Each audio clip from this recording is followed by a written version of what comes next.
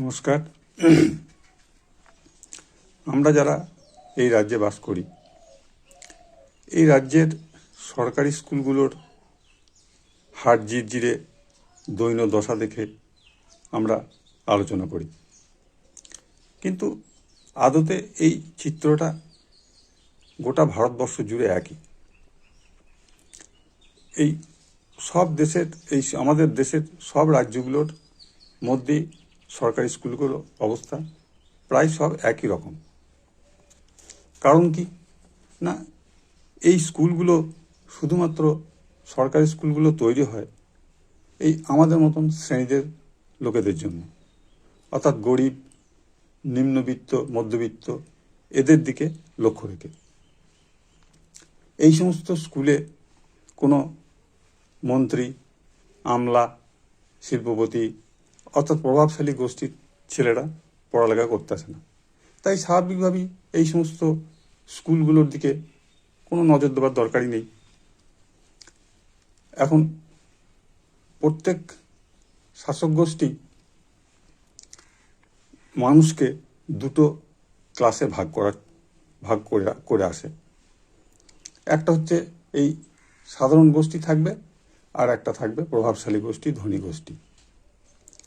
এই ধনী গোষ্ঠী যাতে বংশানুক্রমে ওই প্রভাব চালিয়ে যেতে পারে, তার জন্যই তাদের শিক্ষা ব্যবস্থা আলাদাভাবে করে রাখা হয়। এরা সেই সমস্ত স্কুলেই পড়ে, সবগুলি বেসরকারি, সেই সমস্ত স্কুলেই পড়ে যে সমস্ত স্কুলে যাবার ক্ষমতা আমাদের মতো মানুষদের নাই। আমি এমন কয়েকটি স্কুলের ভারতবর্ষেই এমন কয়েকটি স্কুলের নাম বলছি। এই স্কুলগুলোর সাধারণত তিনটে ক্যাটাগরিতে ভাগ করা হয়। একটা হচ্ছে টপ ক্যাটাগরি, একটা হচ্ছে প্রিমিয়াম ক্যাটাগরি, আর একটা হচ্ছে জেনারেল গুড ক্যাটাগরি। যেটা টপ ক্যাটাগরি সেটার বাৎসরিক স্কুল ফি 15 থেকে 20 লাখ টাকা। আর প্রিমিয়াম ক্যাটাগরি যেগুলো, সেগুলো ওর থেকে আরও 5 লাখ টাকা কম। আর যেগুলো জেনারেল গুড ক্যাটাগরি সেগুলো আরও 5-7 লাখ টাকা তার থেকে কম। এই প্রিমিয়াম ক্যাটাগরি এবং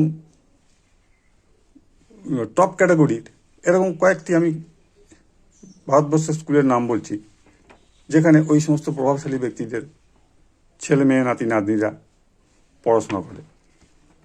উডস্টক, যেটা মুসৌরিতে আছে এবং এটা ব্রিটিশ আমলে তৈরি। এটা ধরাছোঁয়ার বাইরে, সাধারণ মানুষ কেন, কোনো অনেক ধনী ব্যক্তিরও বাইরে।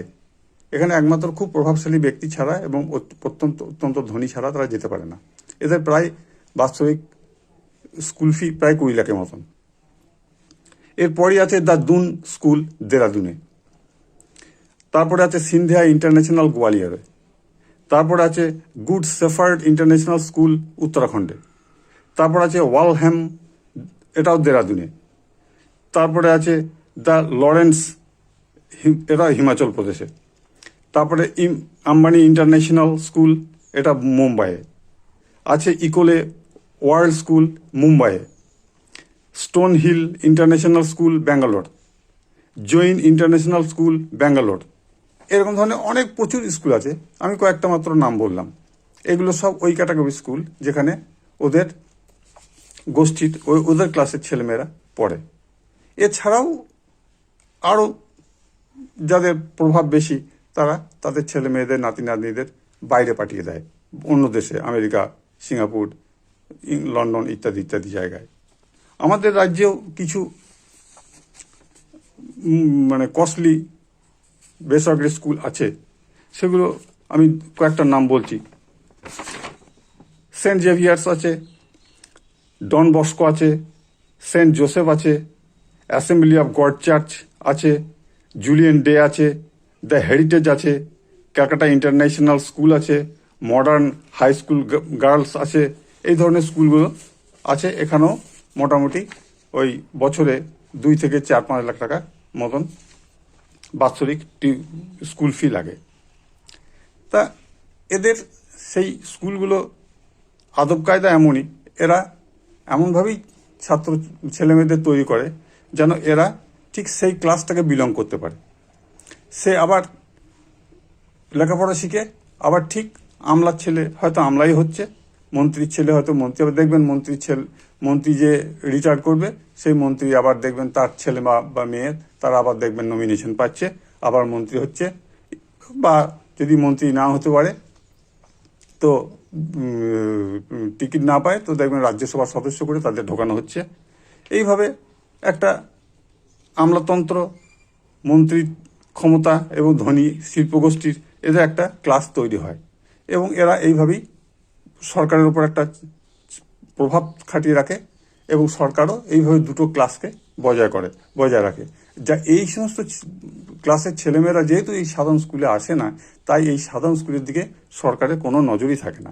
এখানে আমাদের মতন মানুষরা পড়বে, যেখানে ওই এখন তো আবার মানে মিড ডে মিল নামক মৎসব শুরু হয়েছে, এখানে শুধু ওই ধরনের কাজগুলো হবে, পড়াশোনা হবে না।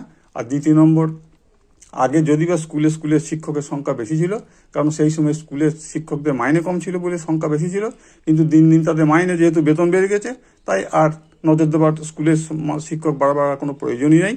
এইভাবেই আমাদের স্কুলগুলো ধুঁকছে। এটা শুধু আমাদের পশ্চিমবঙ্গে নয়, গোটা ভারতবর্ষ জুড়েই এই সরকারি স্কুলগুলোর প্রতি এক চূড়ান্ত অবহেলা, যেহেতু আমাদের মতন ক্লাসের মানুষরা সেখানে পড়বে, এবং যারা রাজার ছেলে তারা চিরকাল ওই রাজাই হয়ে থাকবে, আর আমাদের মতন ঘরের ছেলেরা ওই সাধারণ মানুষই হয়ে থাকবে, যাদের খালি দরকার ভোটটাকে দরকার তাদের ওই শাসক গোষ্ঠীর। আর তার বাইরে আমাদের শিক্ষার ব্যবস্থার দিকে তাদের নজর দেওয়ার কোনো দরকারই নেই। তাই স্কুলগুলি এইভাবেই চলবে, এতে আশ্চর্য হওয়ার কিছু নেই। ধন্যবাদ।